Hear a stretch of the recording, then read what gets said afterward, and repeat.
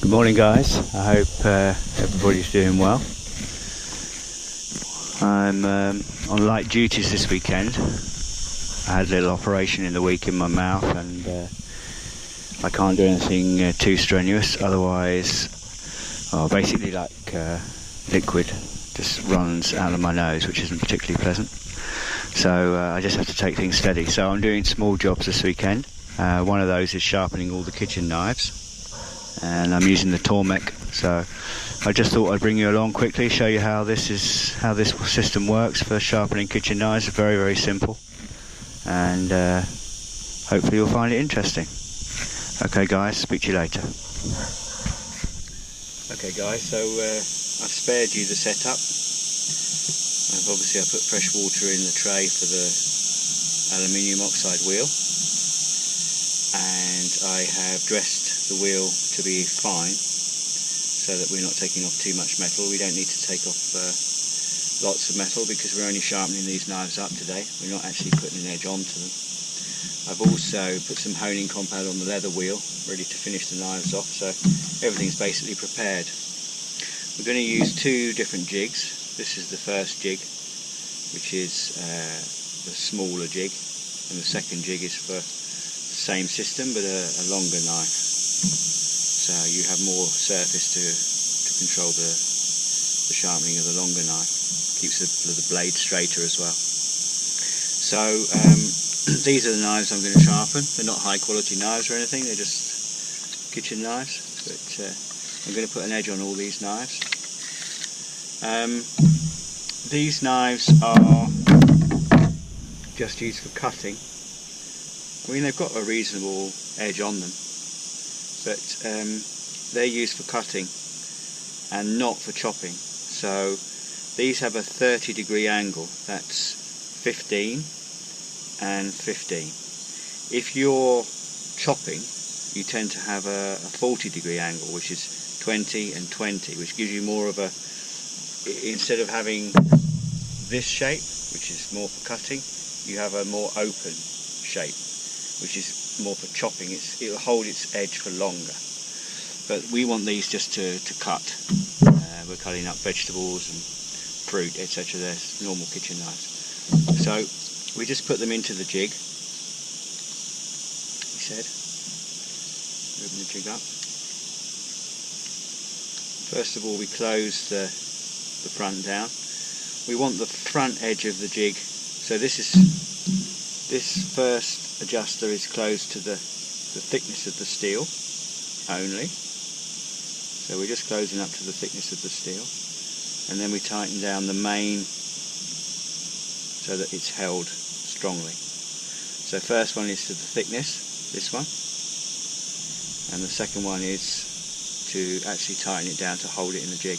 And obviously now this jig is symmetrical, so we can do both sides and it's exactly symmetrical. Now you can use a jig to set this up. There's various jigs come with it, but I just prefer to put an edge on with a marker, and then we can see exactly where we are. Just let that dry for a second.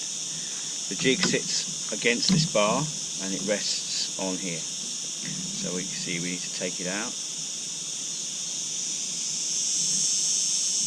Nip that a second. So show you a bit more closely. So now you can see how the jig sits and the knife sits against the stone. And so I'm obviously still too close. The jig is actually touching the stone there. But I wanted to show you how it looks. So I'm going to adjust that out.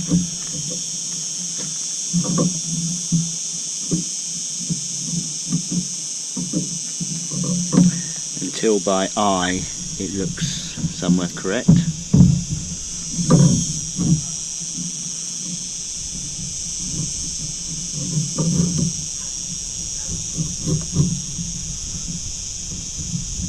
We could be about there.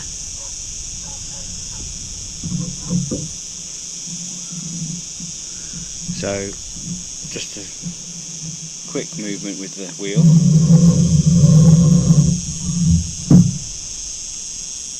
That tells us what we're taking off. You can see it's just literally just touching the edge. So I need to come in just a tiny amount. What I'm going to do, I'm going to move this micro adjuster in so that I know where I am.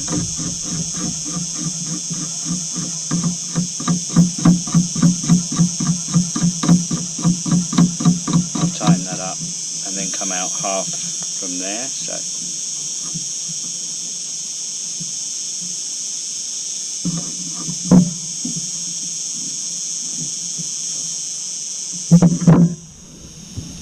go in that much, retest.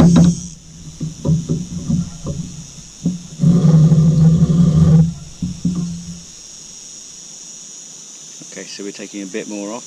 We can go in about another half. And we're on 4, so we'll go around to 1.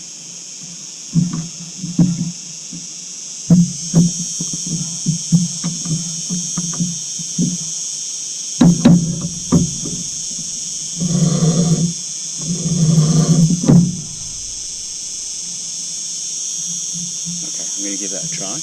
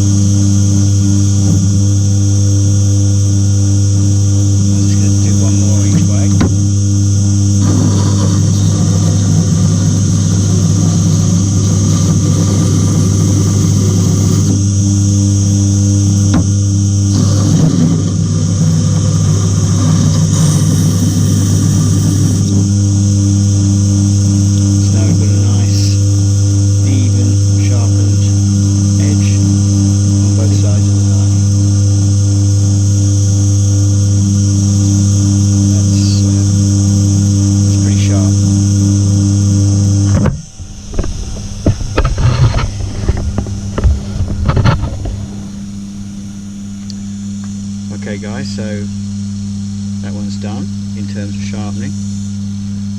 What I'm going to do is just release that, dry it on my old t-shirt, and I'm just going to run that on the leather wheel just to take off any burr and polish up that edge.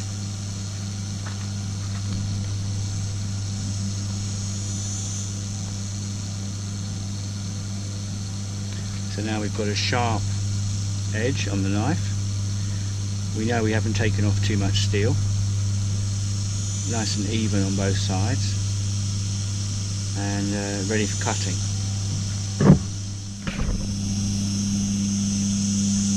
So next knife, same process, just marked it up.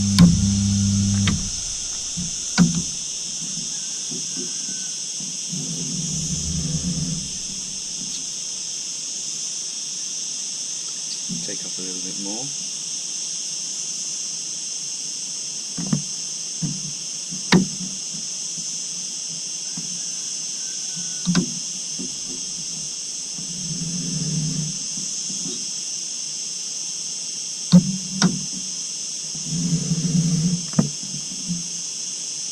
Okay, so you can see that we've got 2 points where we're going to be sharpening to. That's enough.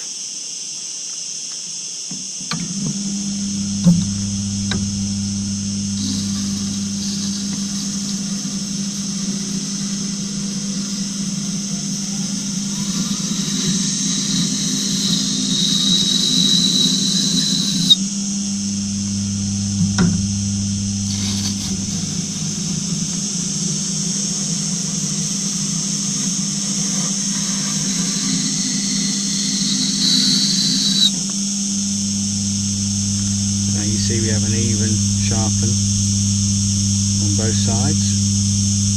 Might run an extra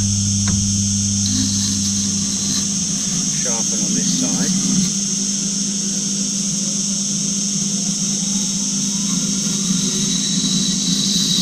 And I'm going to do another one.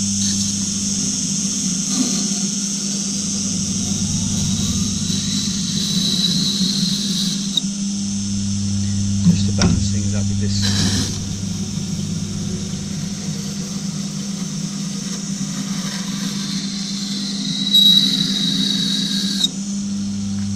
Maybe last time I sharpened I didn't sharpen completely evenly, but that's looking much better now.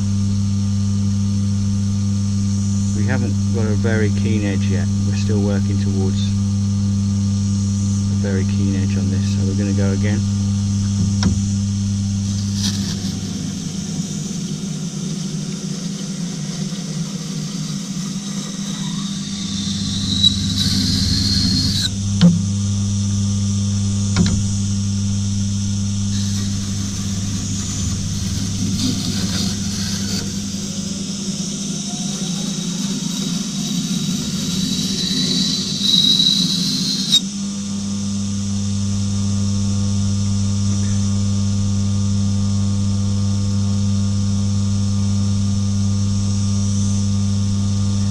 I'm getting a burr now on this side, so I'm just going to do one more run through.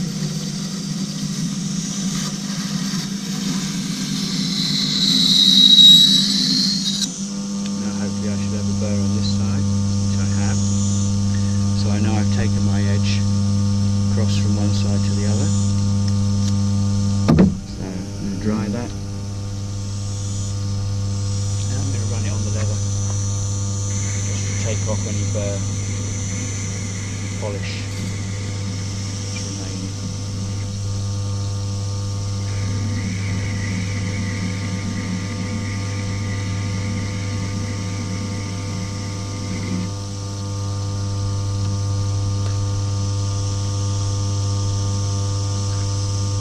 There we go, now I've got a very sharp edge on that knife. I took a burr to one side, then I took the burr to the other side, knowing that if that's the case, we've got a very, very sharp and even edge.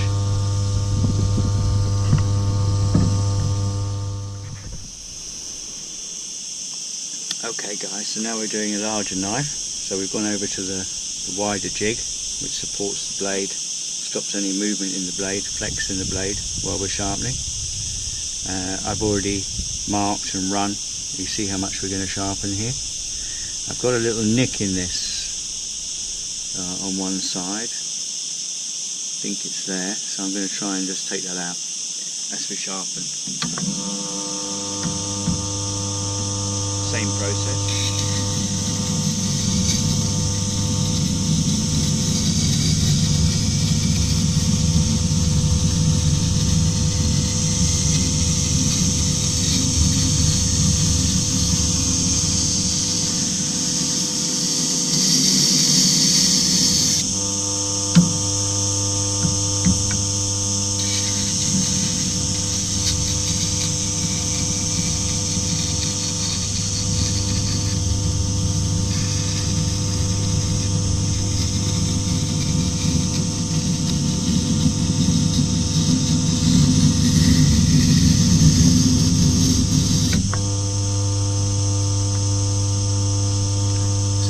see here, we're actually at the moment missing this part.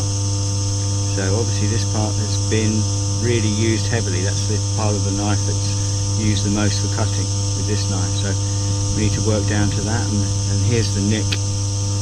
So we'll try and get that out as well.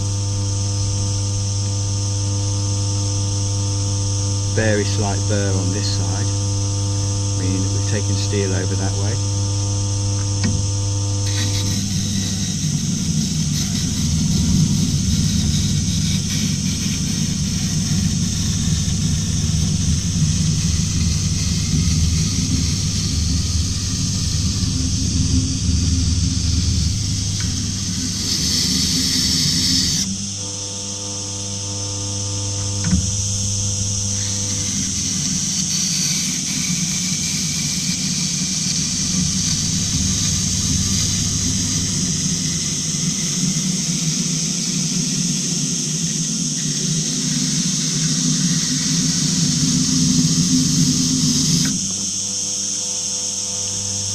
Now we've lost our area that was bad there. Still got the tiny nick, but it doesn't run to the edge.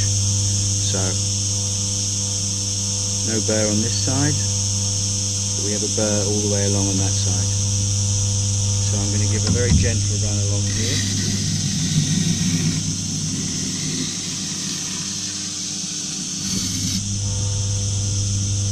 Now I've moved that burr pretty much off the edge of the knife. So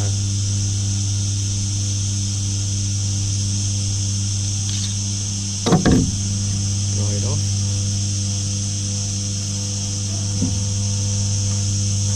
Now I have to work across the leather wheel because of this. And I can see the burr turning over the edge. Now I have the burr on this side. I'm going to take it off.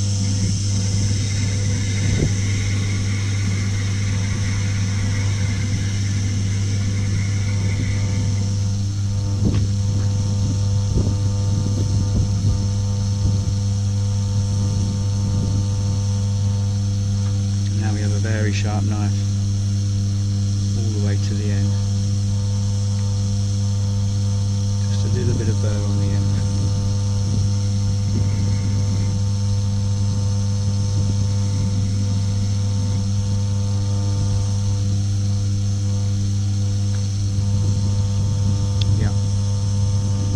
That's good. That's enough.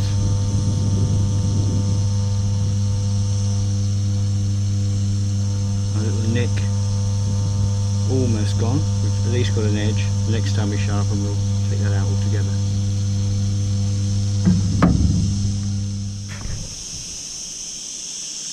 So now we're going to sharpen the last knife. You see, I've already tested where we've got contact. Now I hope you see the reason why I use this felt tip method along the length of the blade, because it tells you a lot about where the blade's wearing and if you've got any nicks or any areas that need more attention. So when we do this first run through,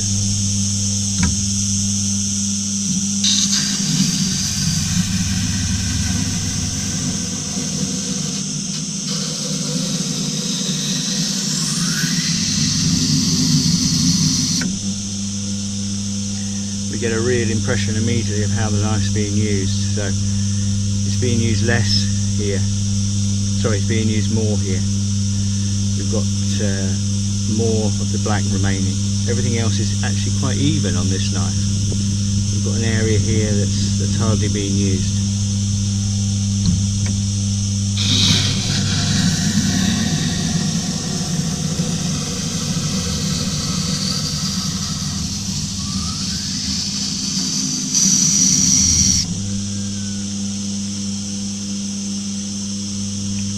Quite even on this side. Maybe this was poor sharpening last time, so I'm going to give it 2 runs on this side, try and take that down.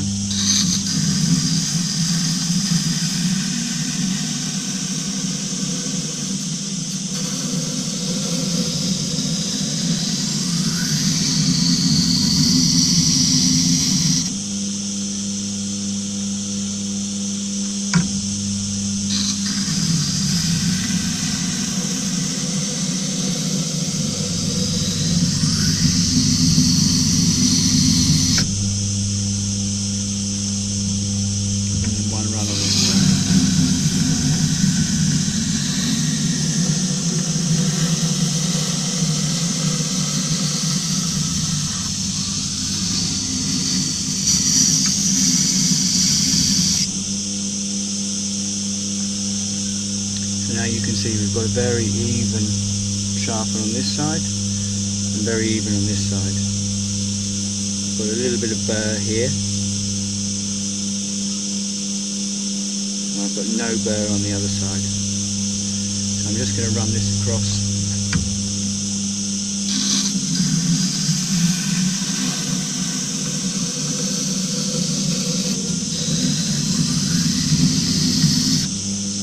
Hopefully that burr is transferred to this side, which it has. Nothing on this side, which means I'm sharp. So now I just need to take the burr off.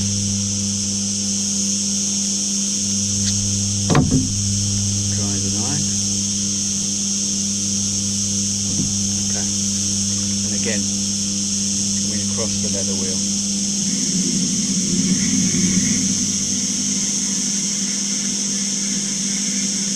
Burnish off that burr.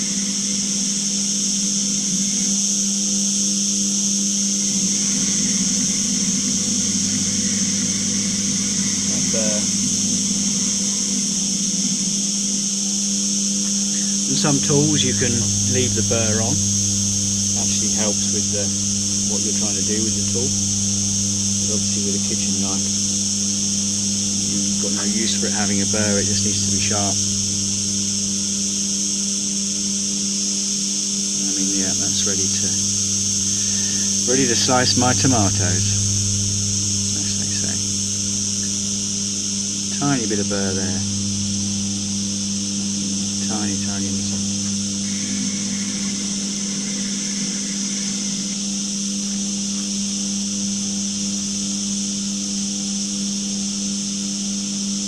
Okay.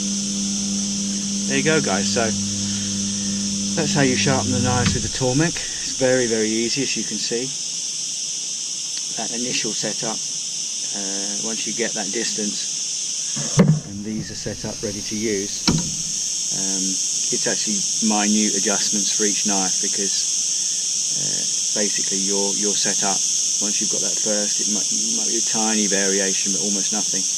There is actually a micro adjust on the handle, so you can micro adjust.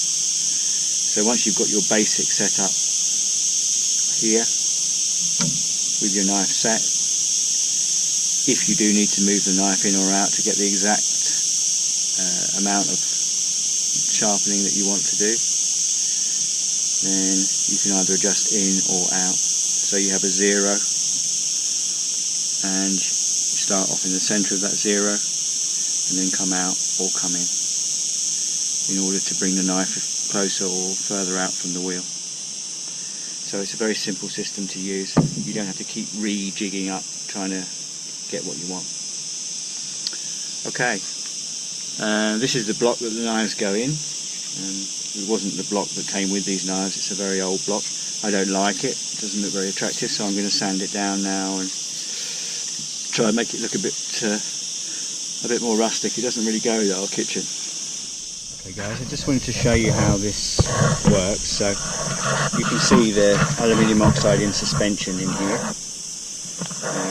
in the water. That's why it's got that milky appearance. So we tip that out. You can see some aluminium oxide in the bottom there.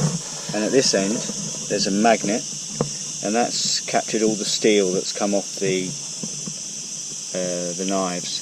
So this morning that was clean before we started. Let me just hook some of that out for you.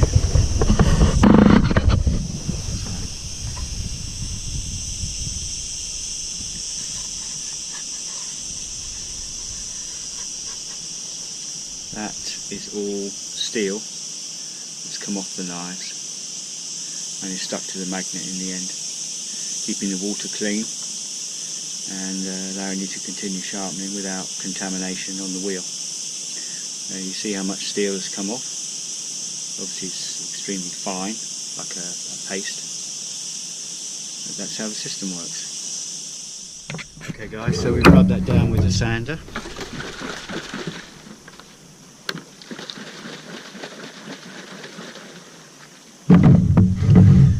Just giving the Danish oil a shake up. Vodka, as Bucking Billy would say.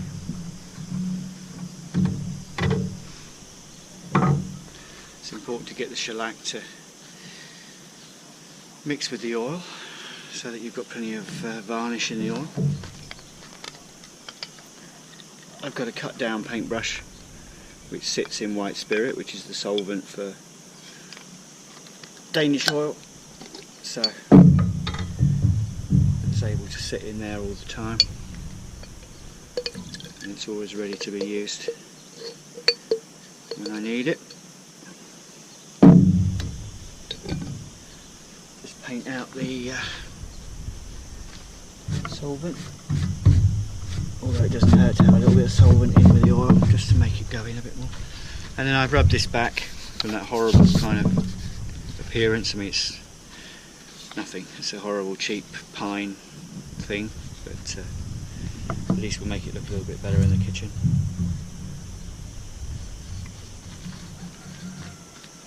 So just put some oil on.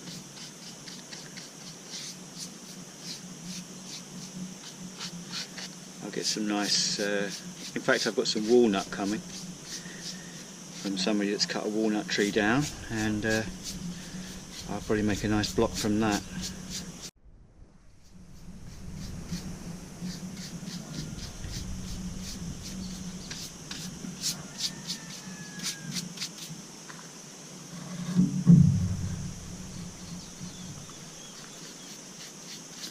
Of course no one's ever going to see underneath, but we know it's done, don't we?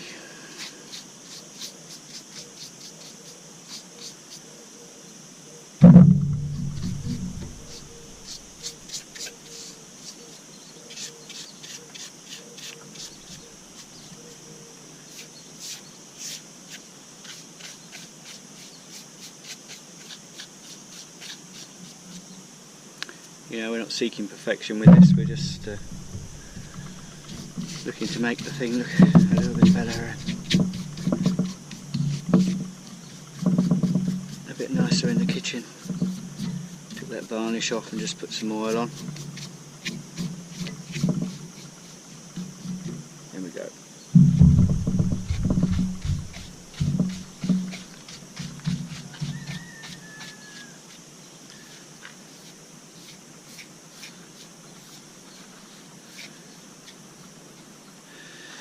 Now, what I always do, obviously I've got Danish oil left on here, and instead of just plunging it into the thinners and losing the Danish oil, it's quite expensive. I don't know how much Bucking Billy's paying for his vodka, but here it's pretty, well, you can't even buy it in Spain, I have to import it from England. So what I try and do is find tool handles or anything that need a little bit of oil. I'll just grab 3 turning tools and just paint the oil out on the handle.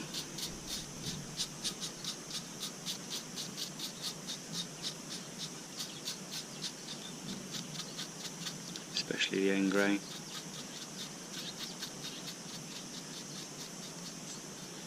Just so that instead of wasting that oil, just putting it in back in the thinners, in the white spirit,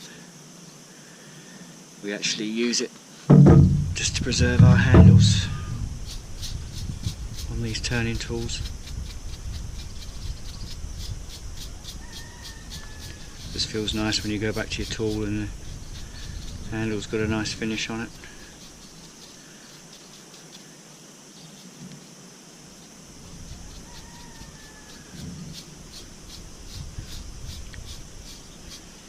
Just nourishes the wood again.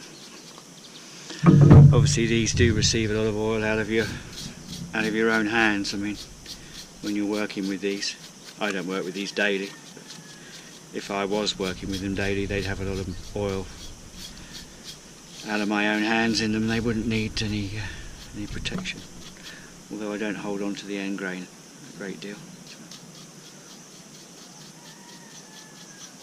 There we go, so we've just kind of painted out that oil out of the brush. Used it for something.